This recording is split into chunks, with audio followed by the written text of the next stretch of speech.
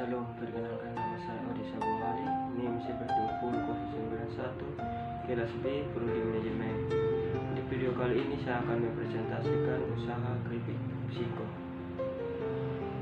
Keripik singkong dapat diolah menjadi berbagai jenis makanan yang enak dan juga bergizi tinggi.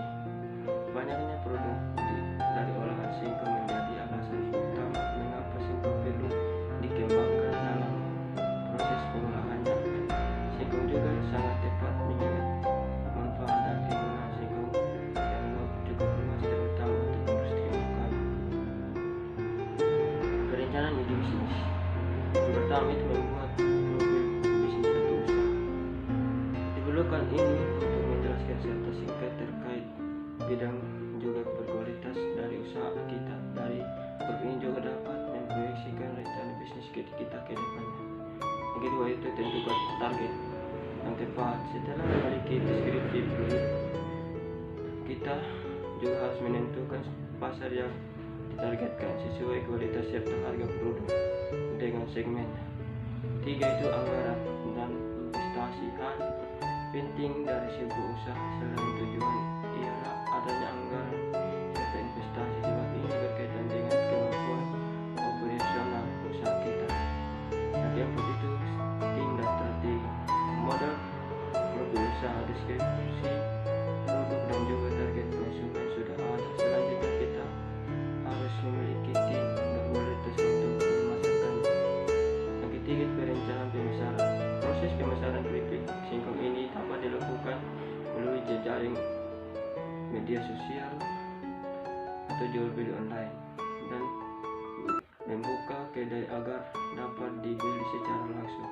Yang keempat itu perencanaan produksi dan operasi. Yang pertama, proses pembuatan. Yang kedua, sebelum melakukan produksi. Tiga, persiapan alat dan bahan. Yang keempat itu proses pembuatan. Kelima, singkong dikupas dapat hingga bersih. Singkong telah bersih diparut menggunakan alat potong, campur potong singkong dengan tepung telur dan garam.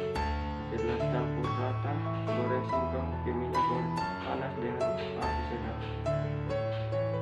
Yang berikutnya, kemas keripik singkong dengan kemas hingga higienis dan dipasarkan.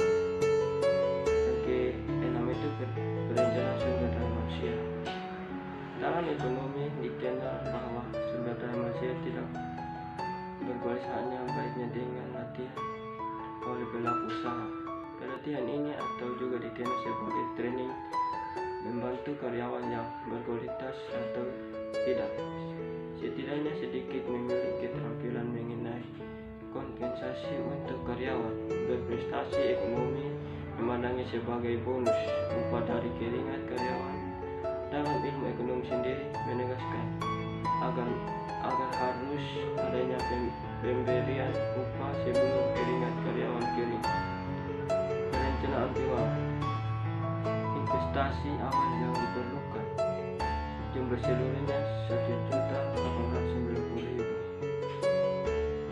Biaya operasional per bulan 5.800.000. Jadi total semua biaya operasional per bulan dengan investasi awal yang diperlukan dengan 7.500.000.